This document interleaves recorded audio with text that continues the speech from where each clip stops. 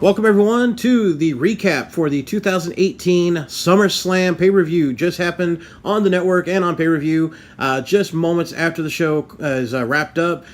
Great show, great moments in the show, and we're going to discuss everything from top to bottom as far as the results, the choices they made. We're going to discuss everything that happened and share with you the results as well as our opinions on what took place on the show tonight. So getting started, we had the kickoff show start at 4 p.m. Central Time, my time here in Houston. It's crazy how long these pay-per-views are becoming, okay? They used to be from 7 to 10, 3 hours long, and that's it. Now we have kickoff show, pre-show, so many other things, and they had the card so stacked. There was 12 matches announced for the show that we had to have 3 matches on the kickoff and pre-show before the main show even began. Now, let's start off with the very beginning of the show. Of course, we have the kickoff panel hosted by Renee Young, where they share their thoughts and opinions. It had Bradshaw, JBL, showed up, and he's standing on the ramp, the entrance ramp, sharing his thoughts and opinions on upcoming matches. That was a unique twist. Now, going to the very first match of the night, we had Lana and Rusev against Almas and Zelina Vega. That's right. This is on the very first match. This is the very first match on the kickoff, on the pre-show, whichever one you want to call it. I was blown away. This should be on the main show, okay? Zelina Vega and Almas are super over. Rusev is mega over with his Rusev Day gimmick, and Lana is very popular as well, so I don't see why this got put on the pre-show, and it was the very first match of the night. If anything, put the Cruiserweight match on there, and you could have picked other matches easily to put on the kickoff or pre-show. But that's our opening match. And it was entertaining. It was not bad. I mean, you have 2 really good wrestlers in Almas and Rusev, and you have a great women's wrestler in Zelina Vega, and then you also have Lana, who's learning every week. The match goes back and forth a little bit. It was entertaining at one point when Almas goes to fly into the ropes to do his pose where Zelina lays on the apron underneath him. You had Lana and Rusev go to the turnbuckle corner, and they both did their like Hulk pose almost. That was kind of funny. But the match ends up with Lana getting rolled up by Zelina Vega, and it's after Lana smacks Almas on the ring apron, but that allowed Zelina Vega to roll her up from behind, and it looked like Vega was supposed to get her feet on the ropes, but she's so tiny, so short, she barely got her tippy toes on the second rope by the time the referee was getting the third count. So that was how the roll-up was supposed to happen, with an added assist from the ropes. But Zelina Vega and Almas pick up the win. That was my prediction, so I'm glad that they got the win. They needed to keep going strong with a few more wins, I think. We then go back to the announce table area with Renee Young, Booker T, Otunga, and Jerry Lawler making an appearance. That was really good to see. They share their thoughts on the upcoming matches for later in the evening. Next, we go backstage to Charlie Caruso, who interviews Paul Heyman, who's standing outside of Brock Lesnar's dressing room. He informs us that his predictions for tonight are going to be a spoiler, and we've heard him say that before, and they tend to be spoilers. He said the same thing whenever Brock Lesnar was challenging Undertaker at WrestleMania, so we'll see what happens. We then go back to the office area where Kurt Angle, Paige, and Drake Maverick are discussing their matches for their respective shows for the evening, before Baron Corbin interrupts them to question Kurt about Brock's dressing room situation. The 3 GMs end up making fun of Corbin once he leaves, of course, and just say how they can't stand the guy. Next up, we go back to ringside for the Cruiserweight title match. Cedric Alexander defending against Drew Gulak. Get a bit of a back and forth, typical Cruiserweight match. It ends up with a slugfest with a really stiff shot from Gulak to Cedric Alexander. It knocked the sweat off him. Gulak attempts a roll-up, but Cedric sort of botched it, and then he ends up rolling up Gulak for a win. So we get 2 roll-up victories back-to-back. Very interesting. We then go back to the announce table where they're sharing some more comments on the previous matches as well as future matches for the evening. Next, we go back to ringside. Third match of the night is the Raw Tag Team title, the Revival challenging the B-Team. And not a whole lot happened in this one. You have the B-Team, of course, super over with the fans. The Revival is a great tag team, and I really want them to get a victory at one point and win the titles and have a solid run as some very good, just straight wrestling champions. Scott Dawson has Axel rolled up in a small package, and Dallas gets hit from the ring apron, rolls backwards into the 2 of them, causing Axel and Dawson to roll so that Axel ends up on top, and he gets the pinfall, and the B-Team retain the title. So, very good. I'm glad the B-Team is not just being a short transitional champion here. They're actually getting some wins, and they're having different challengers, so very good. Alright, we are now up to the main show, and we're starting off with the WWE Intercontinental title match. Dolph Ziggler defending the title against Seth Rollins, and of course Dean Ambrose is going to be in Rollins' corner, and Drew McIntyre is in Ziggler's corner. This match was amazing. It was a great match. Had lots of good moments, lots of back and forth. You really could not tell who was going to get the win here. And I had my money on Ziggler retaining. I really thought that he was going to get the victory either by a distraction or somehow, Drew McIntyre was going to help out. And even though Dean Ambrose has returned, I still thought, okay, Ziggler is going to get the win. He's going to continue being the champion. Well, there were a lot of great spots, first of all. Okay, the first spot that really shocked me was Ziggler going out the top rope for a flying body press, but Rollins ends up catching him, turns it into a suplex, carries him in the suplex over to the side of the ring, and flips him over the rope. They both go tumbling to the outside. Good spot. Another one was Dolph Ziggler is sitting on the top rope on the turnbuckle, facing the crowd. Rollins gets up behind him. Rollins then connects with a top rope inverted superplex, meaning he grabs Ziggler, flips him backwards into the air, flat onto the canvas. He stands up, rolls through it, turns it into a corkscrew suplex, attempts the pinfall, but Dolph surprisingly kicked out. At this point, Drew McIntyre attacked Dean Ambrose on the outside of the ring, allowing Ziggler to attempt a super kick and pin attempt on Rollins, but Rollins surprisingly does kick out. Now, this does bust open Seth Rollins. Rollins got a big cut on his eye. It looked like he was bleeding a little bit. Drew McIntyre then attempts to distract Rollins, but Dean Ambrose comes back up, pulls McIntyre off of the apron, connects with a dirty D. Ziggler was hiding behind Rollins to attempt a super kick, but Rollins turns around and delivers one of his own. He follows up with a stomp and gets the pin and is your new Intercontinental Champion. Great match. So far, match of the night in my opinion. Alright, next up we have the SmackDown Tag Team title match. The Bludgeon Brothers defending against the New Day. And the two members chosen for this match were Big E and Xavier Woods. And then Kofi Kingston basically played cheerleader on the outside. Was kind of unfortunate. I was hoping for Big E and Kofi to be the team again, since they've been the ones that have always been the ones carrying the tag titles, so I was hoping for that. I always like Kofi Kingston. I think he's one of the most underrated stars in the last 15 years now. So we get a lot of back and forth moments. It seemed at first like the Bludgeon Brothers might get a quick win, but holy cow, did Big E put on an impressive performance tonight. Lots of big spots, lots of moments of high flying from a big man, lots of moments where he was basically tossing around Eric and Luke Harper like they were cruiserweights. I mean, Big E is an underrated big man. He really has a lot of powerhouse behind him, and it's very, confusing to me how they have not split up the New Day and put Big E onto his own path to become a big-time monster heel. I think he is the one, when they finally break up the New Day, he needs to be the one to turn on New Day, destroy Woods, destroy Kofi at a pay-per-view, and then go on and have a solid run in a mid-card title reign, and then go on to be a top challenger at least. I think he's got a lot of potential. He's entertaining on the mic, but I think he could be even better entertaining heel, so I'm ready for that to happen. Bludgeon Brothers do get some offense back eventually. It seemed like they were going to win after they did a pop-up powerbomb on Xavier Woods, but he managed to kick out. Xavier did have an impressive moment in the match where Luke Harper was laid out on the outside of the ring. It looked like Woods was going to go for an elbow drop. Luke Harper rolled out of the ring, and he ends up doing an elbow drop from the top rope to the floor, which was impressive. In the end, the New Day sets up to connect a tag finisher on Luke Harper, but Rowan comes in with the mallet and attacks both Big E and Xavier, causing the DQ. Therefore, the Bludgeon Brothers retain the titles because you can't lose the titles by disqualification. The New Day gets the win, but Bludgeon Brothers are still your SmackDown Tag Team Champions. Alright, next up we have the Money in the Bank briefcase match of Braun Strowman defending the case against Kevin Owens. Kevin Owens comes out wearing a KO Money in the Bank style shirt. Looked awesome. Unfortunately, though, this was a total squash match, unbelievably. Kevin Owens did everything except throw a punch, and that is, he basically took everything Strowman wanted to throw at him. He was getting run over 3 times outside the ring, clothesline, punch, thrown around, got chokeslammed on the entrance ramp area. Strowman takes him into the ring, delivers his running power slam, and that's it. I mean, a matter of minutes, and the match was over.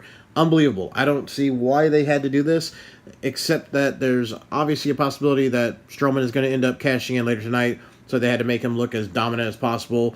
If there's a chance he does cash in, and then they still have Brock beat him. Who knows? But yeah, Braun Strowman, in a matter of minutes, just completely squashed Kevin Owens. Former Universal Champion Kevin Owens. Unbelievable. Next up, we have the Women's SmackDown Championship match, Carmella defending against both Becky Lynch and Charlotte in a triple threat match. Now, unfortunately, with triple threat matches, you have good times and bad times with those. You know, you have a lot of moments of really good spots between two guys and two girls or whatever at different times. But a lot of times there's moments where you just have two wrestlers going at it in the ring. The other one's just kind of laying about at the outside because they get knocked out. And it's really hard to have three competitors going at it in the ring at the same time. So I do and don't like triple threat matches at times. This match unfortunately suffered from that because there's a lot of mistimings, a lot of moments where you had to figure out who was going to get thrown out next so that the other two could fight in that sense. And I predicted it would be mostly Becky and Charlotte because they would be the more, experienced, seasoned wrestlers, but a lot of moments happened with Charlotte and Carmella, and then Becky and Carmella. So Carmella was given a lot of chances to shine here and really try to, quote, defend her title. Becky Lynch goes for the disarmer several times on Carmella. It looks like she's going to tap out. She manages to get to the ropes, but then Becky gets the move applied to her one more time in the center of the ring. Charlotte comes from behind with natural selection and gets the pin on Becky and wins the women's title. Carmella loses her title, never being pinned, and Charlotte is our new SmackDown Women's Champion. Unfortunately, of course, Becky Lynch is not happy with this. Charlotte gets the title. She raises it above her head. Becky and her end up going together in the middle of the ring, and they actually embrace. They hug. They share some private words to each other.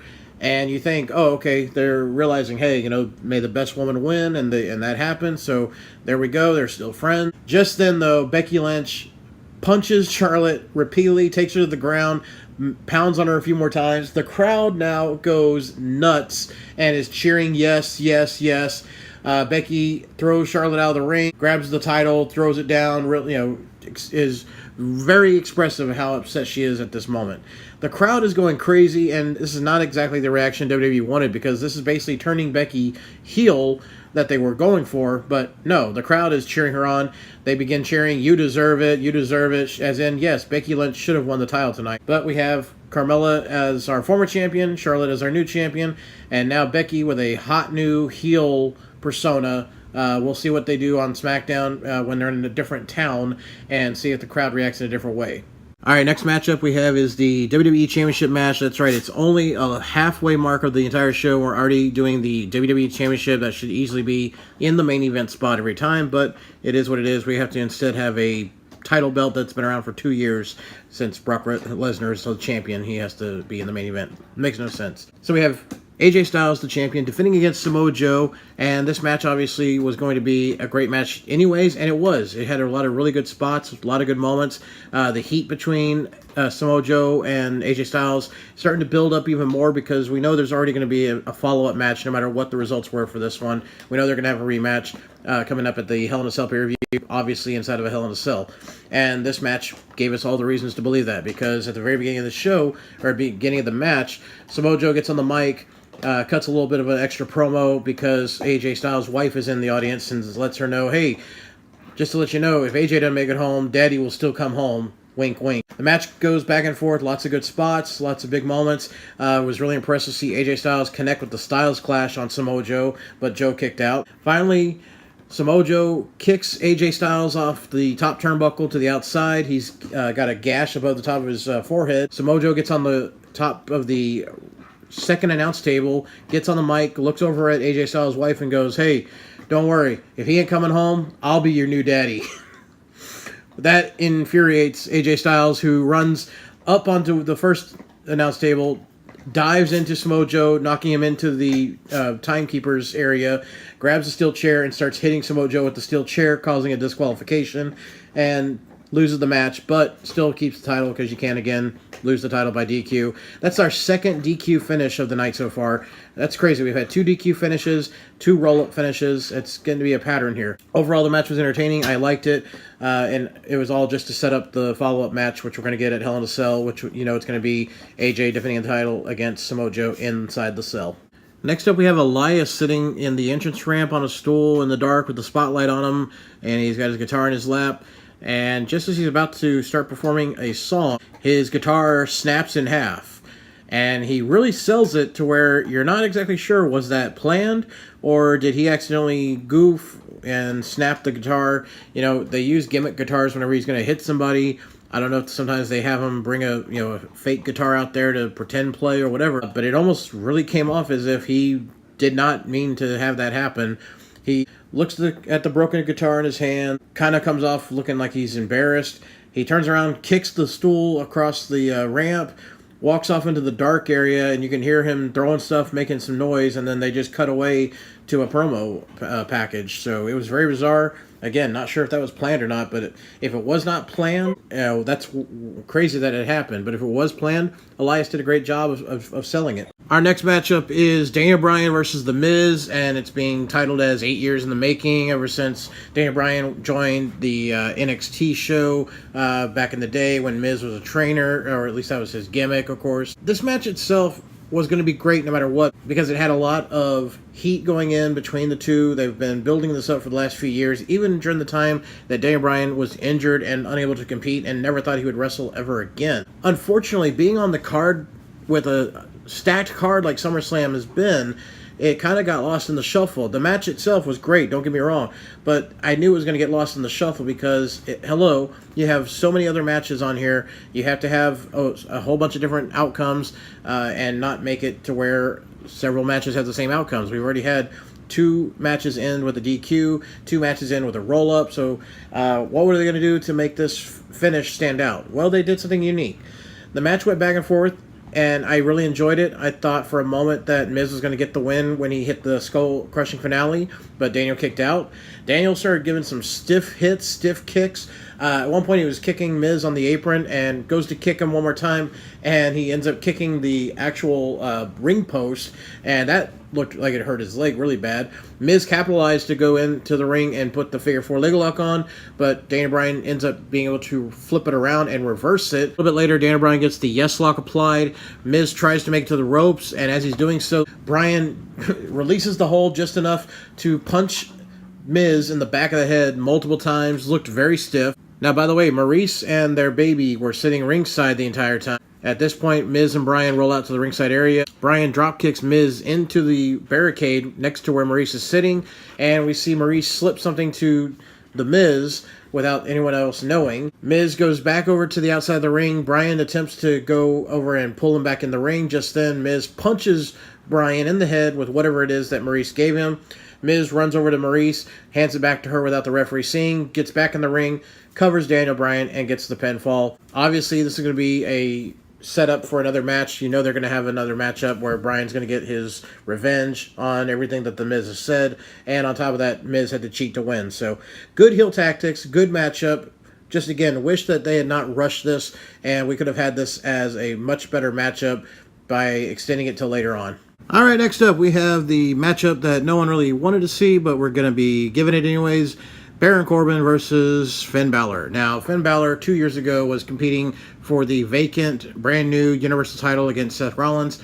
2 years later, he still has never gotten his rematch, and he's fighting the Constable of Monday Night Raw, Baron Corbin.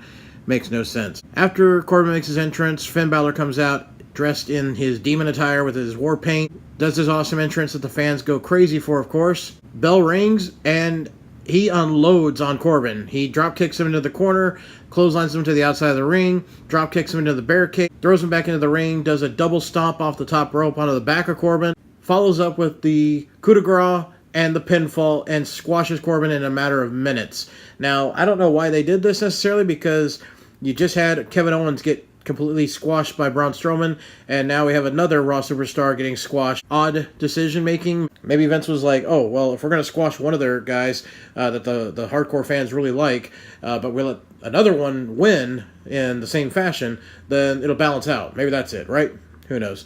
But, hey, it's nice to see Finn Balor get a clean, decisive victory, and he just annihilated Corbin, which is great. So that is our winner for that match. Okay, next up we have the SmackDown United States Championship title match.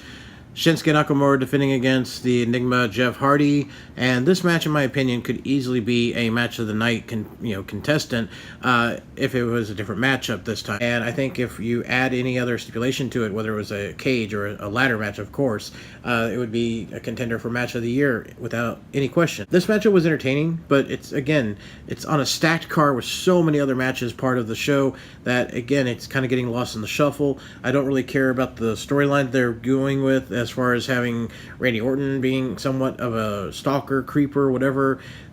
Just doesn't work. It's not working at all. I mean, anything he's been a part of seems to work. But anyways, that's my personal opinion. So we get a lot of back and forth between Hardy and Shinsuke. At one point, Shinsuke does attempt to go for the low blow, but Hardy is too smart for that. And he's so outsmarting for that later on he knocks down Nakamura. Nakamura is laying on the ring apron.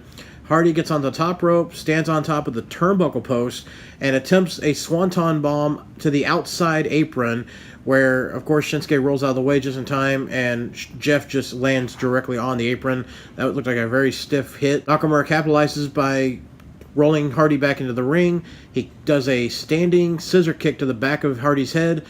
Then he gets in the corner, runs at him for a Kinshasa, and gets the pinfall. Clean pin. All because Hardy wanted to go the extra mile and do a very risky move. And so your face, once again, is their own worst enemy. Shinsuke gets the win here, still United States champion. That would have been fine. This should have just ended the segment right there. But instead, we hear Randy Orton's music hit. Nakamura leaves the ringside area. Hardy still laid out in the middle of the ring. Orton walks out in full wrestling gear, stands at the bottom of the ramp right in front of the ring. Then he just turns around and walks out. Why? What was the point of this? This makes no sense. I mean, let's put it this way.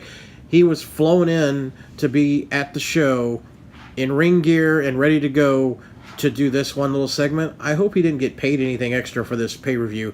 Like a lot of superstars, of course, you get paid a little extra for whatever spot you had on the card. I mean, he got, what, $5 worth, if that? That made no sense. So I'm not sure where they're going with this. I just don't think it's going to work. I think they need to push Hardy and Nakamura into another matchup and get Orton away from this. It makes no sense. All right, next up we have the Raw Women's title match. Alexa Bliss, the champion, defending against Ronda Rousey. And this is sadly only Ronda's fifth match since she's been with the company. But she is on fire. She's very popular. And I will say she has definitely picked up the wrestling game very quickly for somebody that just came in this year. She's doing very well. She knows how to take bumps. She knows how to work the crowd.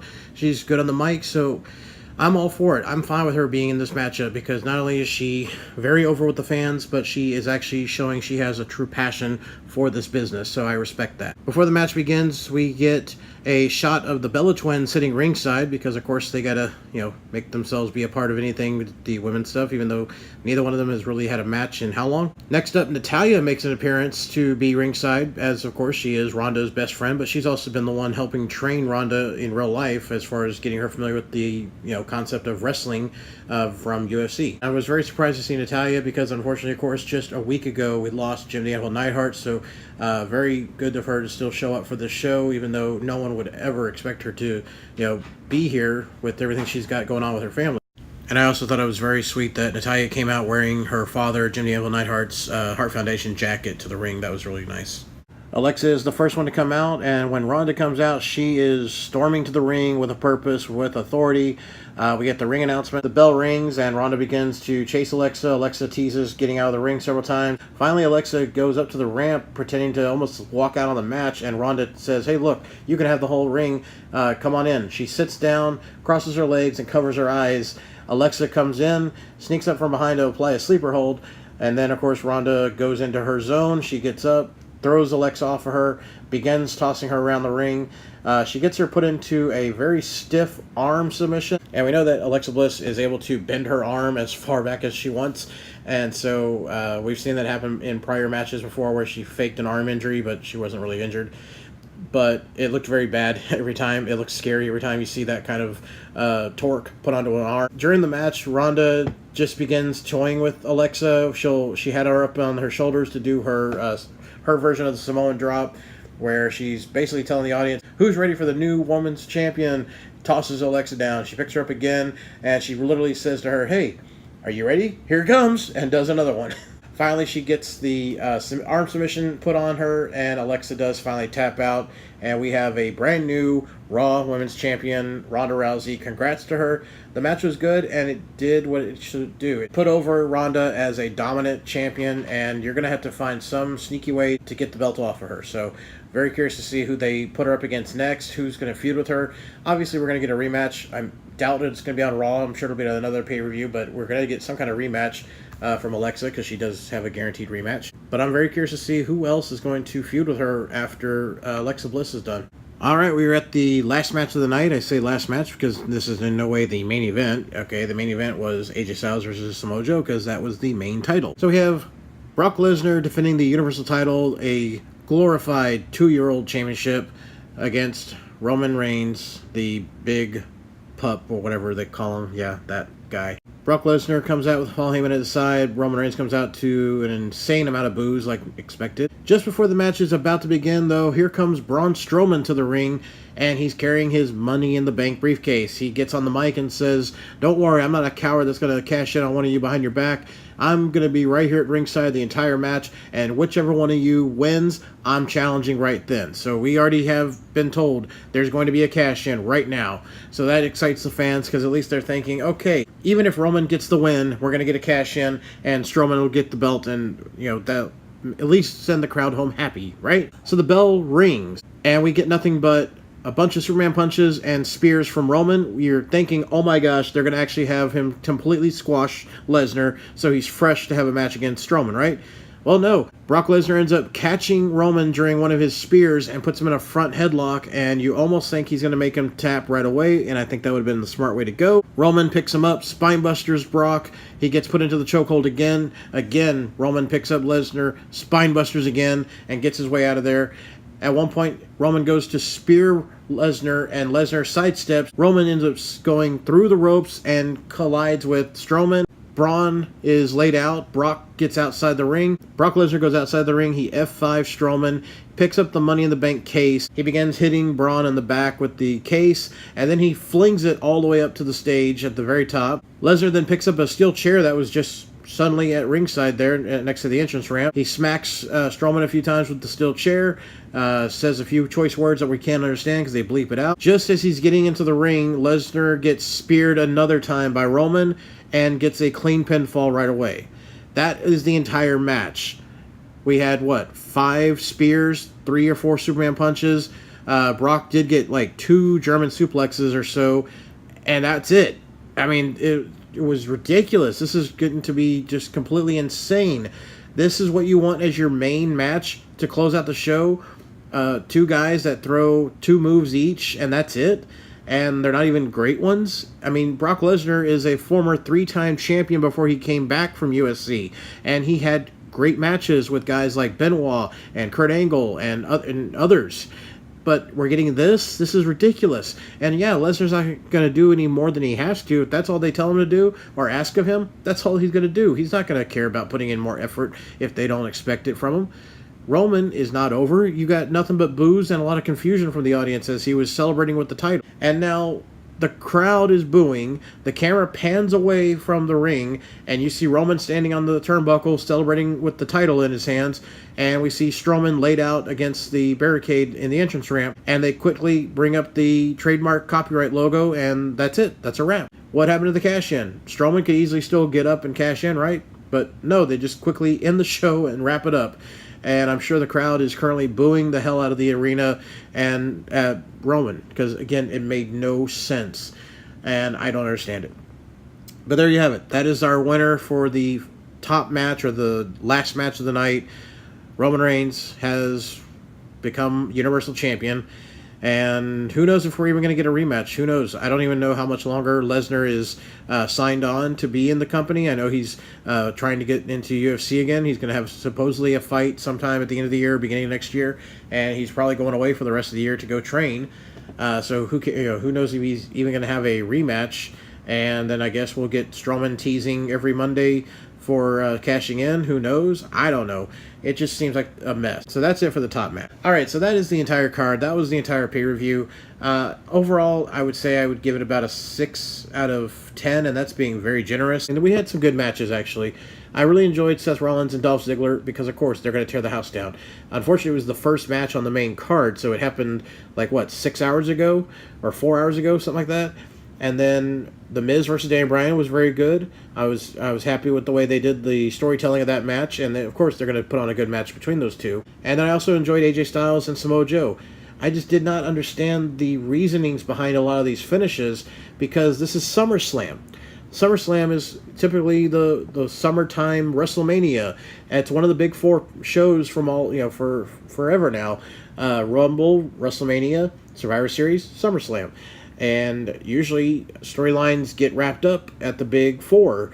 But this more or less felt like we're watching Judgment Day, Backlash, or Vengeance, or something like that, where we're getting just screwy finishes to continue on, and at the next show we'll get a better result maybe. But the next show is Hell in a Cell, so it's like that's a B show compared to the A show of SummerSlam.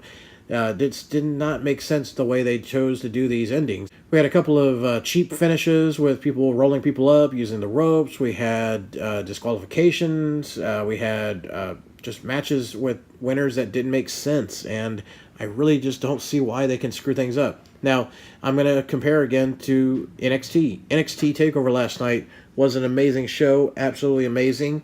Ciampa and Gargano had an incredible match. The Dream and EC3, they had a great match. I really enjoyed Kairi Sane winning the women's title on NXT show too.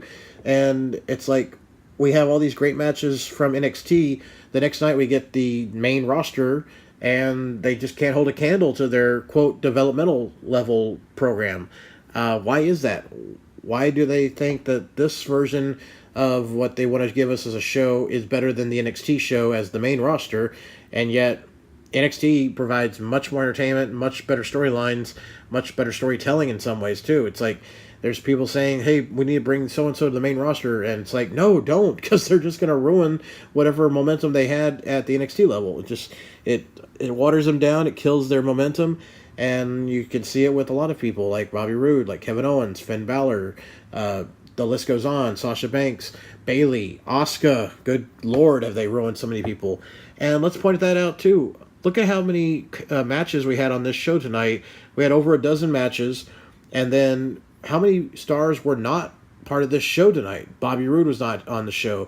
Asuka, Sasha Banks, and Bayley. They've been having these big, long, friend me this, don't be my friend, whatever storyline that's been eating up a lot of Raw over the last few weeks, or months even. And they weren't even on the show tonight. So it just shows that they're focusing too much on people that aren't even part of a big program for a pay-per-view, and then when you do focus on the ones that are on the show, their matches don't mean much because you've had very little build-up to mean anything for the audience to really care. So I think it's very sad too, because you look back 20 years ago during the Attitude Era, I'm going to bring that up, everyone had a story. Okay, everyone had some kind of story going into a pay-per-view. It didn't matter if it was fully loaded, SummerSlam, Survivor Series, any kind of pay-per-view, whatever it was, everyone had a storyline to go into, a reason that they had a match. They didn't just have a match out there just to fill time.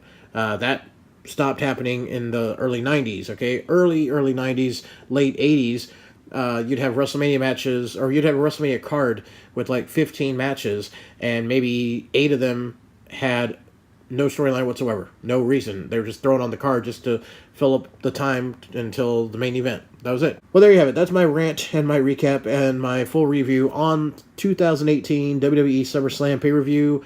I hope if you watched it, you enjoyed it, and if you did or didn't, let me know in the comments. Share with me your thoughts on the decisions they made. Let me know what you think they should have done differently. How would you have booked the show? Tell me then. All right, well, everyone, as always, I thank so much for listening, and I will talk to y'all again on the next wrestling review, which will be whichever next pay-per-view is coming up. So stay tuned for that.